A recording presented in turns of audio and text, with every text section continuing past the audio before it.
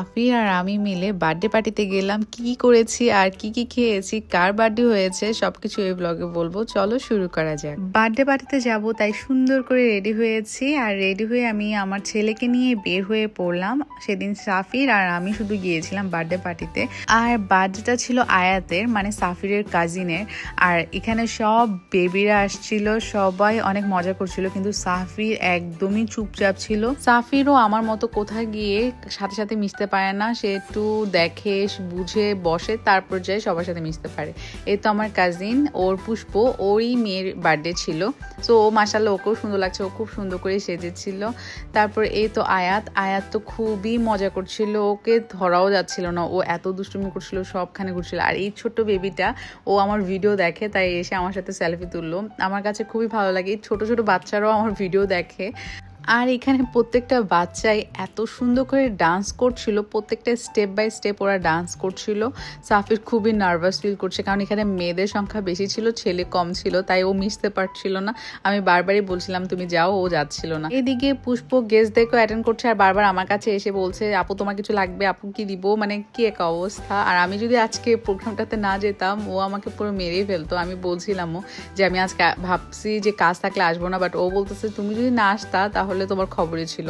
আর এই ড্রেসটা নিয়ে তোমরা অনেকেই জানতে চাচ্ছ, এই ড্রেসটা ছিল আমার গিফটে, এটা আমার শাশুড়ি আমার ঈদে গিফট করেছিল। সো এটা কোন পেজ থেকে আমি এটা বলতে পারছি না, তোমরা অনেকেই আমাকে জিজ্ঞেস করেছো।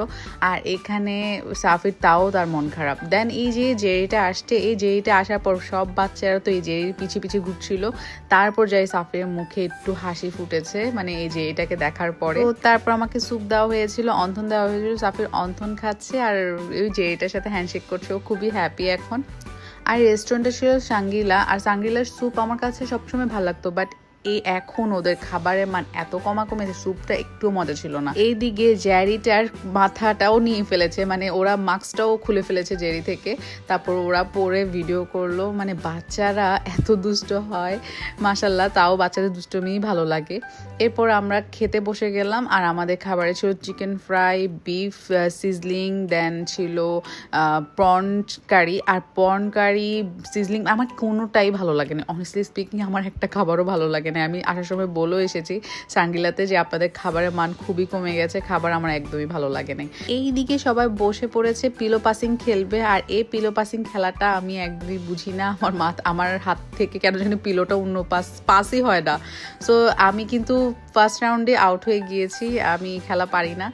তার কিছুক্ষণ পর বার্থডে গার্লের মাও আউট হয়ে যায়। এইদিকে আমরা সবাই হাসছিলাম যে বার্থডে গার্লের মাও আউট হয়ে গিয়েছে। এরপর মানে কি খেলা টেলা শেষ। সাফির এই যে এখন যাই সাফির হচ্ছে যে একটু দুষ্টুমি করছে, মানে একটু ইজি হতে পেরেছে মায়ের মতো। এরপর যে ফার্স্ট হয়েছে তাকে গিফট দেওয়া হলো, গিফট পেয়েছে। এরপর আমরা সবাই মিলে কেক কাটলাম। কেক কাটতে এসে দেখি বার্থডে গার্লের মুড অফ, সে কেক কাটবে না, সে একদমই কেক ধরছিল না। তারপর বার্থডে গার্লের বাবা এসে কেক কাটলো। এরপরই আমার সাফিকে খুঁজেও পাওয়া যাচ্ছে না, সে ওই যে চিপার মধ্যে সাফি ঢুকে আছে। এই খুবই হয়, মানে কোনো বার্থডে পার্টিতে গেলে আমার ছেলে চিপার মধ্যে ঢুকে যায়, ওকে আর দেখা যায় না, একটু ছোট মানুষ তো তাই। এইদিকে সাফির কেক পেয়ে তো খুব খুশি। ও নর্মালি কেক খেতে এত পছন্দ করে না, কিন্তু বার্থডে কেক ওর খুবই ভালো লাগে, সবাই মিলে যখন বার্থডে কেকটা পায়। এদিকে পুষ্প এসে গিফটও দিল, দেন আমি কফি খেলাম, কফিটাও খুবই বাজে ছিল। আচ্ছা যাই হোক, তারপর আমরা বাসার দিকে চলে আসছি। আজকে আমার ছোট্ট ব্লগটা একটুকুই ছিল, আশা করি আপনাদের ভালো লেগেছে। টাটা।